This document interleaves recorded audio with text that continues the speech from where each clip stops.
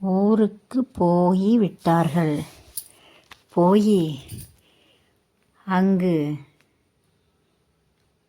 5 வரை அந்த தெற்கு அச்சம்பட்டி என்ற கிராமத்தில் பள்ளிக்கூடத்தை பார்த்தவுடன் சிறுமிக்கு ரொம்ப மகிழ்ச்சியாக விட்டது. அம்மா சொன்னார்களே, தமிழ் படிக்க வேண்டும், தமிழ்நாட்டுக்கு போக வேண்டும் என்று சொன்னார்களே, அப்போது எங்கு, இது டவுன் இல்லையே, கிராமந்தானே, அப்போ இங்கே வாகனங்கள் எல்லாம் நிறையா வராது, அதனால் பயப்பட வேண்டாம், அம்மா எப்படியாவதும் நம்மளை இந்த பள்ளிக்கூடத்தில் சேர்த்து விடுவார்கள் என்று அந்த சிறுமி கொஞ்சம் ஆறுதல் அடைந்தாள். அப்படி மாமாவுக்கு கல்யாணமும் முடிந்தது. கல்யாணம் முடிந்தவுடன் ஒரு 2 நாளையில் இவர்கள் பிழைக்கும் இடத்துக்கு செல்ல வேண்டுமல்லவா? அங்குதான் ஒரு வேலையும் சோலியும் இல்லை, வருமானம் எதுவும் கிடையாது, எப்படி பிழைக்க முடியும்? அப்போ நம் இருப்பிடத்துக்கு போக வேண்டும் என்று அம்மாவும் அப்பாவும் முடிவு செய்தார்கள். இந்த சிறுமி அந்த பள்ளிக்கூடத்துக்கு சென்று விட்டால் அது இவர்களுக்கு தெரியாது. ஏனென்றால் அவர்கள் சின்னை பாட்டிதான் அந்த பள்ளிக்கூடத்தில் சமையல் செய்கிறார்கள். அப்போது சிறுமி யோசித்தாள், நம் சின்ன பாட்டிதானே பள்ளிக்கூடத்தில் சமையல் செய்கிறார்கள், அவர்கள் சொன்னால் வாத்தியாரும் டீச்சரும் கேட்பார்கள், பாட்டி கையெழுத்து போட்டால் போதும், அம்மா போட மறுத்து விட்டாலும் பாட்டி போடுவார்கள், நம் இந்த பள்ளிக்கூடத்தில் படித்து கொள்ளலாம் என்று சந்தோஷத்தோடு பள்ளியில் போய் சேர்க்கும் முன் அங்கு இருக்கும் குழந்தைகளோடு அமர்ந்திருந்தாள். அப்போது அம்மா பள்ளிக்கு வந்து விட்டார்கள். வா, ஊருக்கு போகணும், இங்கு என்ன செய்கிறாய் என்று அம்மா சொன்னார்கள். அப்போது அம்மாவை பார்த்தவுடன் குழந்தையின் முகம் கருகிவிட்டது. அம்மா, நான் படிக்கப் போகிறேன், இந்த பள்ளிக்கூடத்திலே நான் படிக்கிறேன் அம்மா, நீங்கள் சொன்னீர்கள் அல்லவா தமிழ்நாட்டில் தமிழ் படிக்க வேண்டும் என்று, இது தமிழ்நாடு தானே அம்மா, நான் இங்கு படிக்கிறேனே என்று குழந்தை செல்வி சொன்னாள். அம்மா அதற்கு சொன்னார்கள், நான் பெரியாளா நீ பெரியாளா, நான் சொல்வதை கேள், சத்தம் போடாதே என்று சொன்னார்கள். மறுபடி குழந்தை பேசவில்லை, முகத்தை வாடிய மாதிரி வைத்து கொண்டது. அதை சின்ன பாட்டி பார்த்தார்கள். அவர்கள் சொன்னார்கள், செல்லத்தாயி, பிள்ளை படிக்கணும் என்று ஆசைப்படுகிறார்கள் அல்லவா, படிக்கட்டும், நீ ஏன் படிக்கும் பிள்ளையை கேரளாவுக்கு கூட்டிக் கொண்டு போக வேண்டும் என்று பிடிவாதம் பண்ணுகிறாய்? நான் இங்கே இருக்கிறேன், உன் அம்மா இங்கே இருக்கிறாள், நாங்கள் பார்த்துக்கொள்வோம் அவளை. இவளுக்கு என்ன, ஒரு நாளைக்கு ஒரு மூட அரிசியா வேண்டும் சாப்பிடுவதற்கு? நாங்கள் பார்த்துக்கொள்வோம், எங்களுக்கு இங்கே பிள்ளைகள் இல்லையா? நாங்கள் பிள்ளை வளர்க்கவில்லையா? கேரளாவில் போய்த்தான் நாங்கள் பிழைக்கிறோமா? இந்த ஒரு சிறுமிக்கு 2 கரண்டி சாப்பாடு கொடுப்பதற்கு இங்கு வசதி இல்லாமலா இருக்கிறோம்? நாங்கள் கொடுக்கிறோம், நாங்கள் பார்த்துக்கொள்வோம், நீயும் உன் கணவரும் கேரளாவுக்கு சென்று வாருங்கள் என்று சின்ன பாட்டி சொன்னார்கள். அது அம்மாவுக்கு பிடிக்கவில்லை. அம்மா செல்வியின் கையை பிடித்து கொண்டு, இல்லை ஆத்தா, அது உங்களுக்கு புரியாது, நான் சொன்னேன் என்றால் நான் வருகிறேன், நேரம் இருக்கும்போது வந்து உங்களிடம் தெளிவாக விளக்குகிறேன் என்று சொல்லிவிட்டு பாட்டி சொல்வதையும் கேட்காமல் கையை பிடித்து இழுத்து கொண்டு போய்விட்டார்.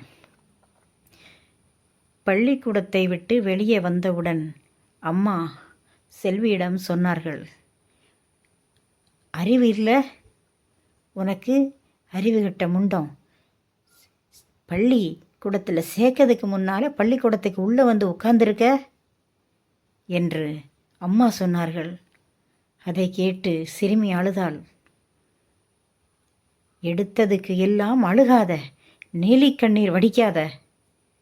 நல்ல அப்பனுக்கு பிறந்திருந்தால்தான் பள்ளி சென்று எல்லார மாதிரியும் படிக்க முடியும்.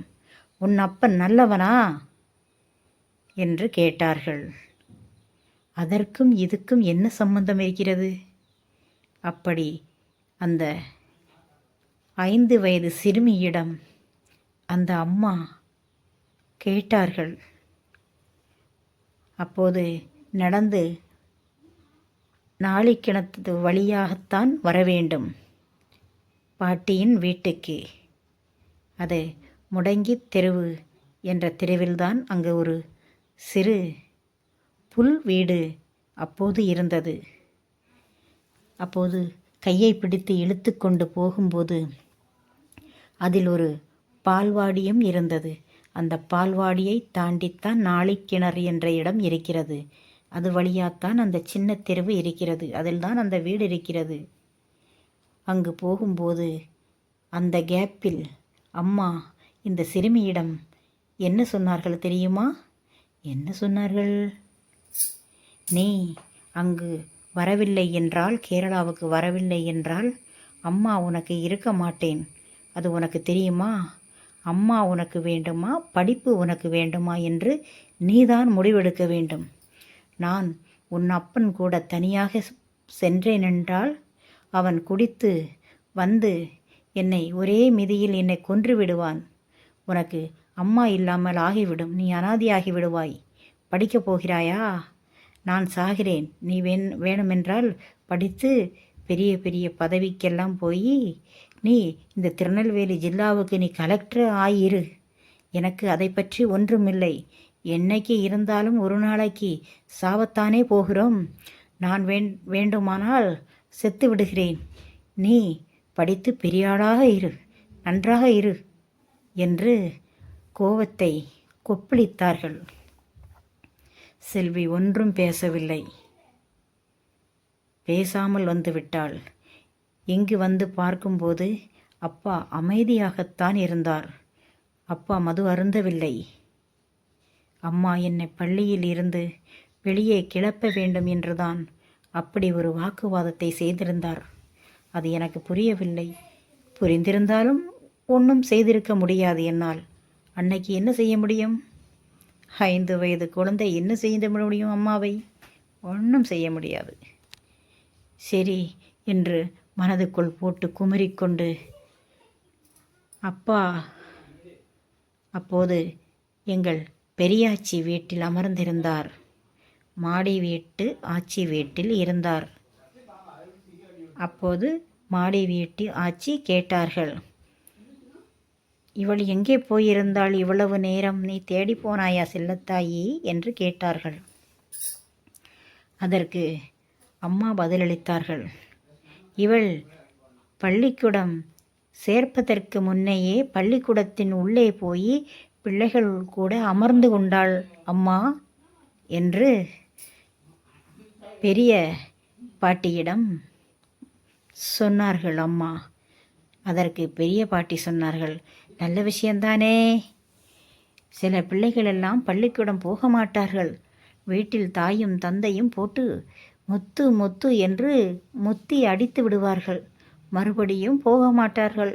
பள்ளிக்கூடம் போகிறேன் என்று சொல்லி கருவையில் பையை தொங்க விட்டுட்டு கரட்டானை அடிக்கப் போய் விடுவார்கள். பரவாயில்லை, உன் மகள் நீ சேர்க்காவிட்டாலும் ஆர்வத்துடன் பள்ளிக்கூடம் போயிருக்கிறாளே என்று பெரிய பாட்டி சொன்னார்கள். நீங்கள் புரியாமல் பேசுகிறீர்கள் அம்மா. அம்மா சொன்னார்கள் அதுக்கு பதில். அம்மாவுக்கு அவர்கள் பெரியம்மா, அவர்களுடைய அம்மா கூட பிறந்த அக்கா.